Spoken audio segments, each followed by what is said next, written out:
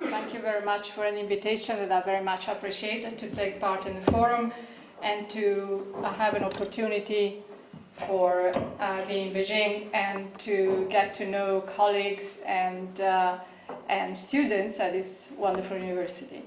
So thank you very much for having me here. My talk is an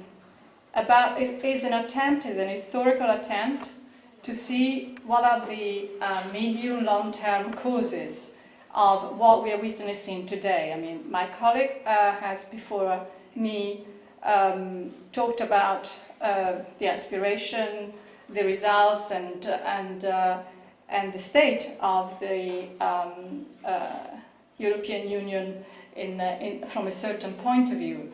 My point of view is different simply because I'm trying to reconstruct what has led one particular country, which is the UK, but in general, what has produced a very strong rejection of the original project in different countries. And of course, understanding better where all this comes from can help us to deal with it. So I will go through my first few slides very quickly.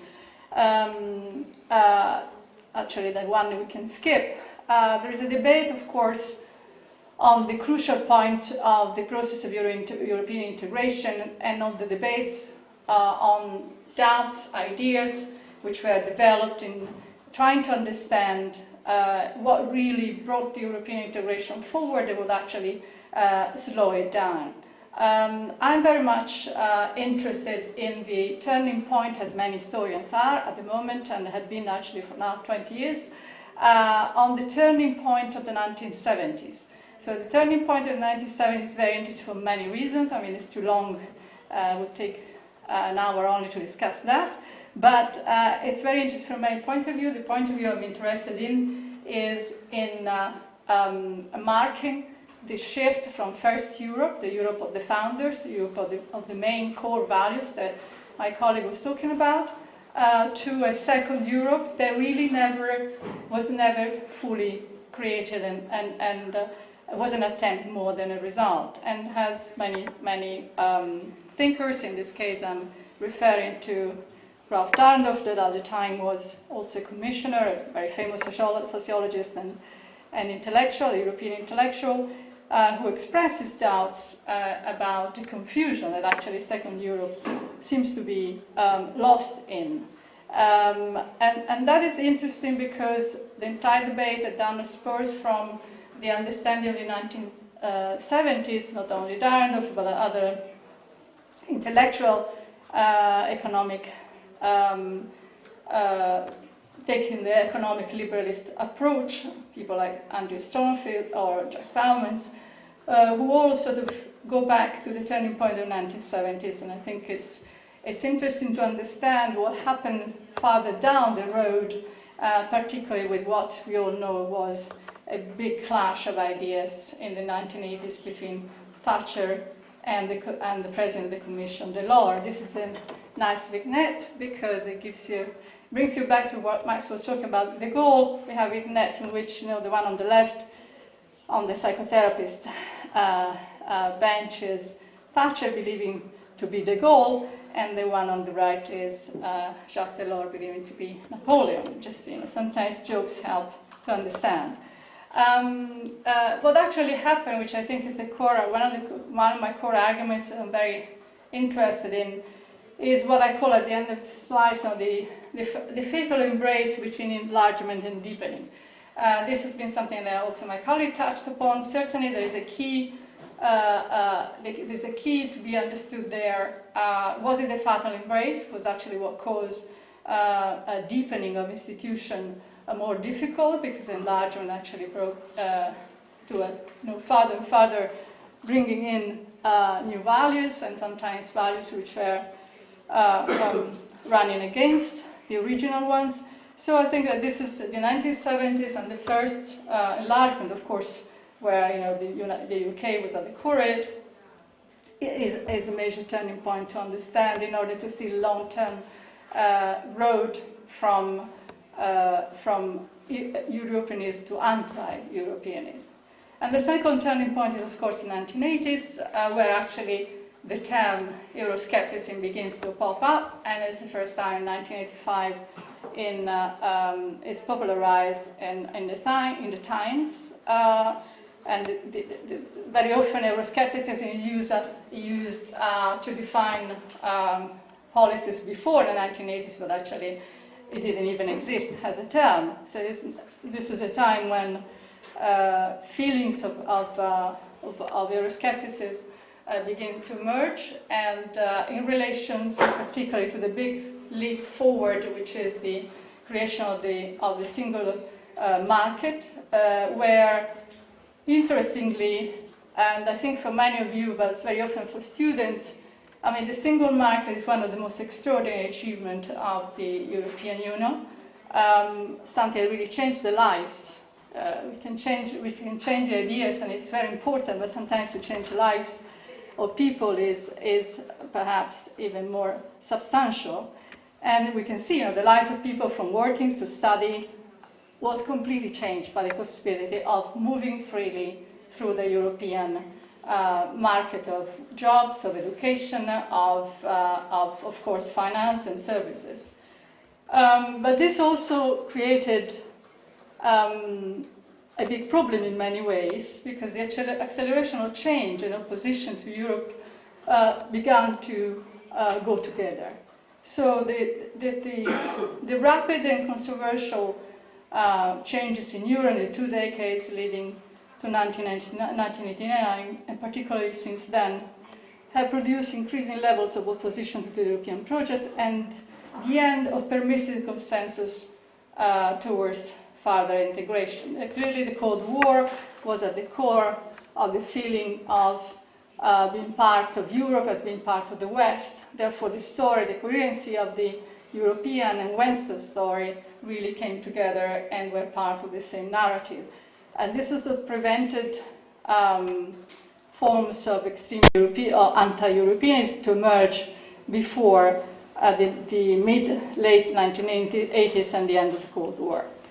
So the last major turning point in this evolution from consensus, say, to opposition is the turning point of the Treaty of European Union, where, of course, an enormous positive move forward is also achieved on one hand. On the other hand,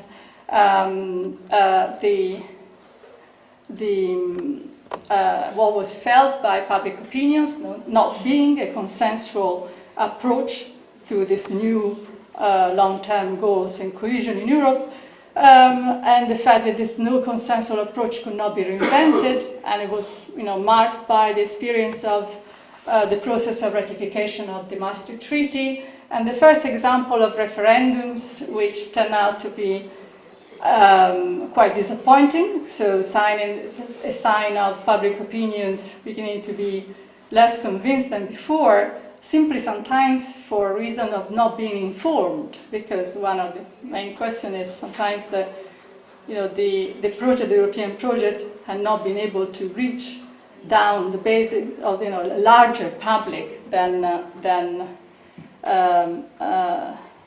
as it was at the very beginning. So what is important, I think, and what I would like to argue is that the acceleration of the process of European integration since the 1980s has contributed to the creation of a strong feeling of allegiance on the one hand, but also feelings of rejection towards the European project. And a quote here, David Marquardt in 1979, who's the one who's invented the term democratic deficit, is not many know about him. He's an intellectual, he's not particularly well known, he's British.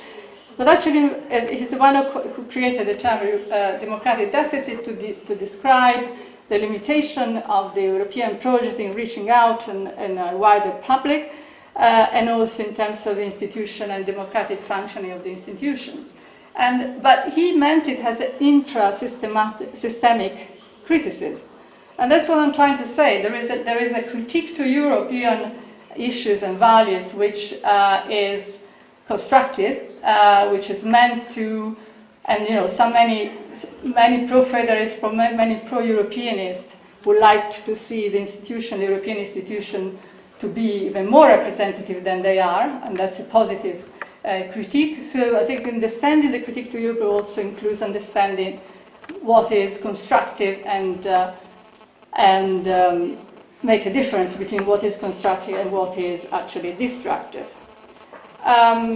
Another issue which is very important because it helps us to understand how countries have different attitudes. Countries which become members of the European Union can have very different attitudes towards the Union itself, is the question of inclusion and exclusion. The fact that, otherness. And the United Kingdom is actually, I must go quicker actually than that. The European question of otherness is very much a problem when you try to identify the history of the UK in Europe, because since the very beginning, British detachment from the European project found deep roots in history, but also in the critical attitude towards the community. But also in the way the United Kingdom came to be part of the community itself. So the process of entering, the process of feeling not being accepted and being this sense of otherness. The other very important elements in the UK case is the exceptionalism. So there is a Nordic. There is a sense of anti-Europeanism that originates in the self-perception of exceptionalism, which is a term that describes the attitude of the UK, but also some other Nordic countries. So the kind of sense of being exceptional societies, so societies where the strength of institutions, national institutions, and the strength of the role played by civil society is so solid, that's the perception from inside, that is something that this society wants to preserve. So the sovereign national option sometimes is not perceived as so satisfactory in terms of the comparison with national institutions. So exceptionalism, so there is another element that can explain how some countries find more difficult and therefore resist Europeanization, resist the transformation of their own society and their own institutions on the basis of the role that Europe and European Union have. This, as I said, has to do a lot with history, but certainly with these common feelings. And therefore, if you couple the feelings of exclusion from the outside, as I did in the first round of enlargement, the one that had to do that dealt with the British case after a decade of attempts from the British side to come in. So the question of looking at Britain has something other from the European partners, and at the same time, this sense of exceptionalism is the background for understanding the resistance to Europeanization of these particular countries and societies. The interesting thing is, coming more into the more recent history of the UK case, is that since accession to the European Community was still the European Community, where Edward Heath was the Prime Minister, immediately after accession, the public opinions in Britain turned against the pro-Europeanist approach of their previous Prime Minister, Edward Heath, and punished the Conservative with the voting them out so that the Labour Party came back to power. And the Labour Party launched the first referendum on Europe. And it was launched in a very controversial environment. You could have thought this was going to go wrong. And quite surprisingly, though Wilson, the Labour leader, was, as I'm saying here, quite very much in the same situation that David Cameron very recently had been, of wanting, after all, to stay in, but found it very difficult to have a majority of people from his party, from the other party, from the Conservative Party supporting, and the supporters supporting this idea. But in the end, the result of the 1975 referendum was 76% in favor, so that at the time, as you see from this picture, we had no Brexit then in the mid-1970s. Interestingly, Margaret Thatcher voted in the first referendum for staying in the EC. So in another stereotype, she wasn't born Eurosceptic. Probably she was born very suspicious of Europe, though, but not as much as to vote against it. And actually, the problem was since then that there was no the cross-party across the two parties, Labour and Conservative. The only thing that the two parties really could agree on regarding to Europe were to revise the terms of entry. So this very long issue, exhausting issue of revising the terms of Britain staying in financially, but also in terms of always negotiating a special deal for herself, began at that point. So it's a long story. They continue until the latest events that we will see very, very soon.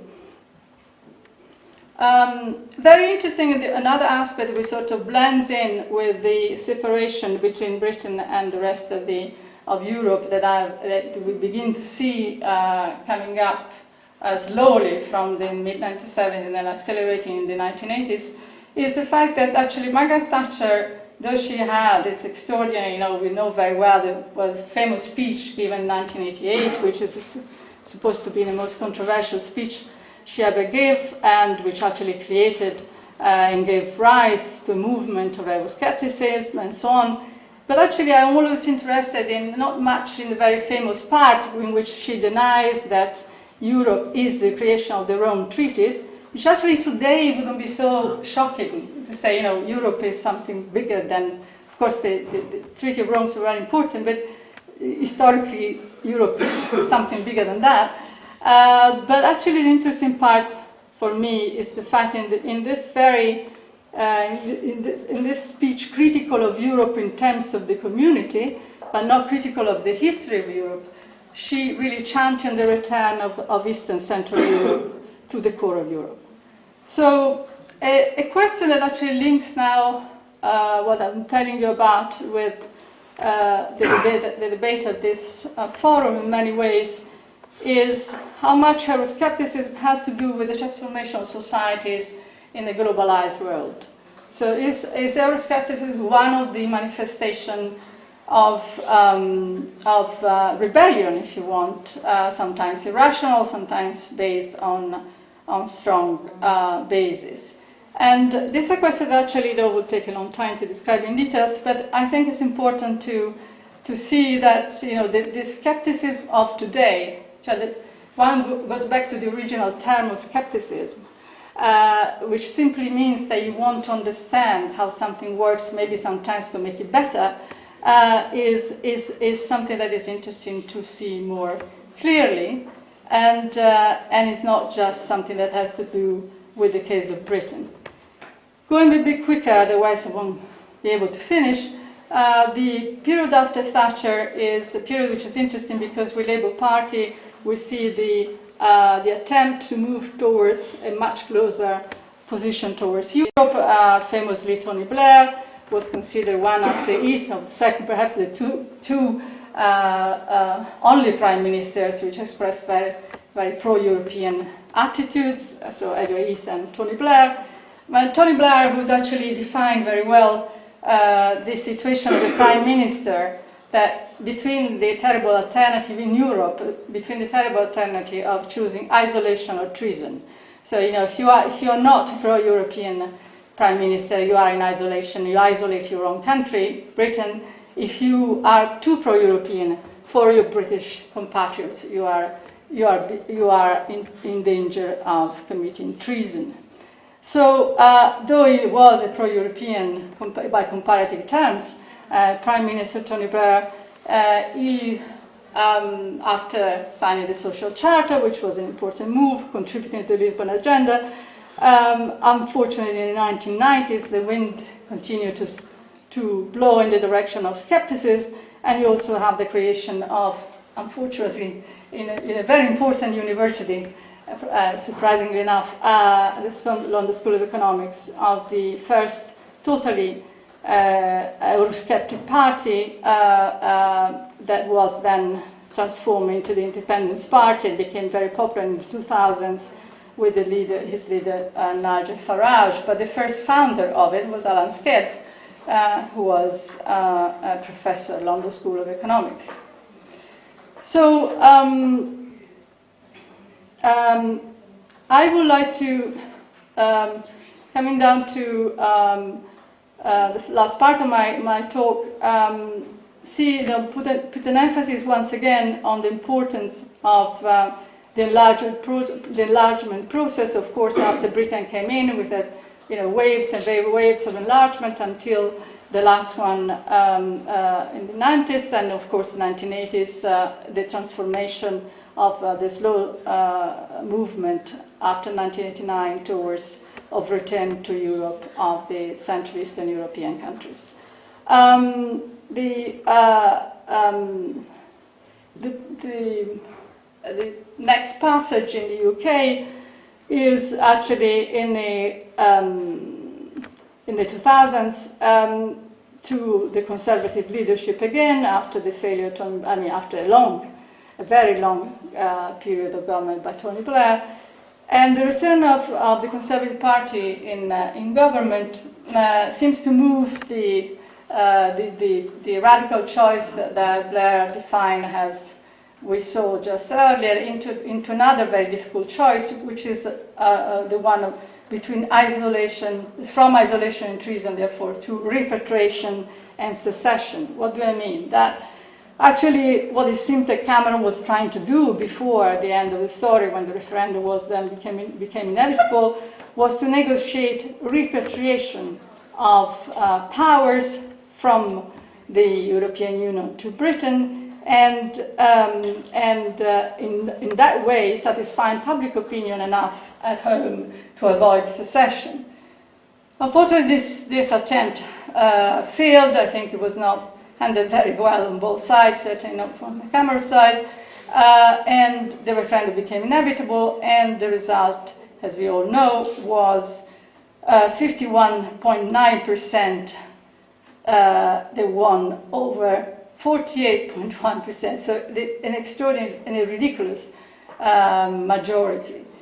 The reason for saying ridiculous is that, of course, in a democracy, any majority is good enough, but it's remarkable that the Prime Minister never thought of deciding that a higher majority was necessary for such an extraordinary step as going out of the European Union.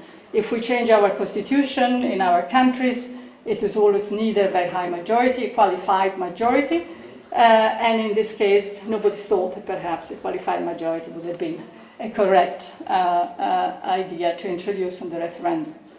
So I'm arguing with this paper that the causes of Brexit need to be assessed in a diachronic perspective of the British experience within the ECEU, avoiding the temptation of reading both the UK membership and Brexit as stereotypical. By stereotypical, I mean when the referendum ended up the way it did, most people immediately on the continent said, well, of course, Britain is now coming out. They always wanted to do so. I don't think that's the story, particularly if you've seen that Thatcher never wanted to leave the Union. You could argue they wanted to change the Union in a way that nobody else liked, and that's certainly the open dialogue on this. But coming out is not something that was on the agenda. It was probably an agenda, not even on the agenda of Cameron, that actually lost the bet with the referendum. So what I'm in a few points. So apart from the historical traditional and the historical problem of enlargement and the coming together enlargement and deepening and the difficulties of this. In the case of Britain, you have four elements. History on one hand. On the other hand, the national sovereignty has a response that Britain believes is successful in dealing with democratic deficit of European institutions. But unfortunately, also what brought the referendum to the result that we know is a campaign based on narrow views of immigration and easy inflated advantages of repatriation national prerogatives, and also the impact of globalization on the UK economy. I will take only a few more minutes, I'm sorry that I'm getting a little bit late. Going towards the end, I just want to say that just want to move to the last part. The first conclusion, particularly related to the UK. So, first point, the UK is the most controversial case in post-World War II adaptation to evolving models of European integration, but not the only one. British opposition to Europe is not a continuum, it is rather a multifaceted test case with unique national traits, but also elements in common with other forms of anti-Europeanism. Brexit means at the moment Brexit, possibly a hard Brexit, but a rebellion from inside to this approach remains a possibility, as it does the no deal option. A rebel from inside, I mean there are strong forces in the UK that believe that a country can decide its own destiny, of course, but it can also realize that maybe a decision that has already been made is a mistake. So there is a tendency to, in that direction, probably not strong enough to fight against the idea that if you have a response, a democratic response, you have to stick by it, but it's a possibility. The other possibility is also a no deal, which would be a disaster for both the European Union and the UK. So the consequences are very complicated, and just tell you in a few minutes, for example, just to give you an idea, for more than 40 years, British law, trade regulations, environmental rules, criminal justice law on arrest and expatriation, cooperation, foreign policy, funding for university, law covering employment, and in general the rights of citizens were intertwined with those of the UE. Obviously, to undo all this is extraordinarily complicated. Another important point is the European Council has made very clear in last May that there will not be any solution sector by sector basis. It means that if the UK wants to stay in with the with the city, the London Financial Services Centre, and continue to trade in Europe, that will not be possible on a case-by-case basis. So Brexit is really something that will bring radically Britain out. And that is also just to almost finish, really 2 minutes. I just make two examples because there are some colleagues who say actually there is not one Brexit, there are a number of Brexits with S. And among them, I just quote two which are close to us because we care about foreign security policy, for example, and until now the UK has depended on a combination of soft power delivered via the EU and of hard power delivered via NATO. What is going to be the future of this, and what is going to be the future of the British role in the Council of the United Nations? As if she was there, yes, of course, has Britain, but also within a framework of a European framework. And the other point I want to make is the universities, which are close to our heart. So university research and mobility. A British university have got the lion's share of EU budget for scientific research. Look at the figures. 836 million per year in 14-15. Foreign students are, those are the figures just, for 1 year. And this is something that the government has made a point of saying that they will come with the money to support the same level of mobility and research. But this is really something that is totally a question mark. And an entire system of exchange of students which has been set up will be in question. So this is really the end of my presentation. So can we see some lessons which are broader than the UK case? So what may lead a country out of the EU? The context in which a country joins the EU is especially relevant. So we'll say, sense of otherness, unhappiness about the expectation and the way that the expectations are met by reality, and so on. The process of Europeanization implies wide-ranging consequences for national institutions. So how national institutions, in the case I was mentioning exceptionalism, so if you have a certain view of your institution, how the process of Europeanization deals with that and how you deal with that. And then states are not equal in their capacity to adapt to the EU rules and principles and limitations, we have seen very clearly in the most recent experience of enlargement in Central Eastern Europe. And then there is, of course, sometimes a fundamental misfit between the goals and practice of European integration and the ideals and functioning of national institutions. So these are points that we want to perhaps think about because, as I said from the beginning, though the British case is certainly a very peculiar one, is not the only one that can make us think about the future of opposition to Europe. And that's the bye-bye from the Foreign Secretary and Present Prime Minister of Britain. Thank you.